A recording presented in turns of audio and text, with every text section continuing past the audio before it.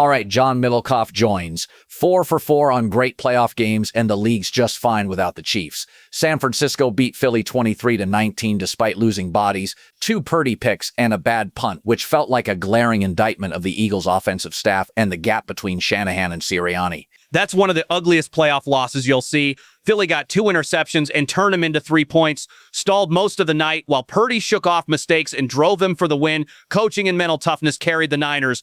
Purdy throws one clunker most Sundays, but it doesn't shake him. The opening drive design and the perfectly timed trick shot to Jennings were big time. It was a masterclass in winning a messy game. Kyle's cool with pounding the run, even shorthanded in that old school patience plays in January. Philly had every reason to finish it off at home and still couldn't. Hurts is a tough leader, but when you take away the deep ball, his pocket limitations show, and Purdy's better operating in traffic. Hurts needed to lean on his legs. He should have had 15 carries against that linebacker group. You can swap play callers, but if he refuses to move, the offense stays stuck. Purdy's now stacking game-winning drives, and his arm doesn't die when he's right.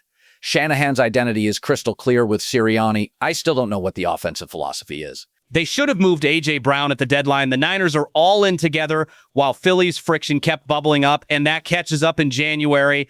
The sideline barking and the effort stuff with A.J. crossed a line. Smith and Goddard are enough within the right culture. Philly's defense was good enough to win a Super Bowl, but the offense was mismanaged, and the first-time play caller was outmatched. One of Kyle's best postseason wins, and a brutal home loss for the Eagles. You can see great coaching on TV, and I don't see an offensive plan in Philly. Sirianni feels coordinator dependent. Final was 23-19 Niners. Wild thought. If you're Philly, do you at least poke around on John Harbaugh? I don't see Howie pairing with a big power coach, but someone like Stefanski, who just wants to coach, could fit. Lines are up. Niners getting 6.5 in Seattle. Rams laying 4.5 at Chicago.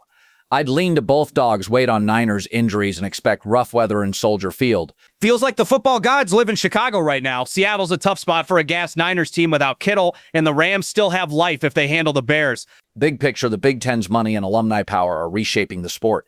Indiana, Ohio State, Oregon, Michigan are loaded, and the SEC without Texas and A&M money looks diminished. NIL plus the portal turned the board fast. Massive alumni bases and billionaire donors tilt NIL toward those programs, and even places like Cal, Stanford, and Texas Tech. There's Big Ten cash everywhere, and the portal lets you flip quickly. Indiana's become a true power with NIL and a big-time coach. On Miami, Indiana, I'm with you. Miami can disrupt both lines, force 3rd and long, and drag it late. I took Miami plus the points and a small swing on the upset. On lane to LSU, the online theater is nonstop, and the price tag inflates expectations. I'm not convinced that equals trophies. He was the best of this cycle, not an all-time higher, so buy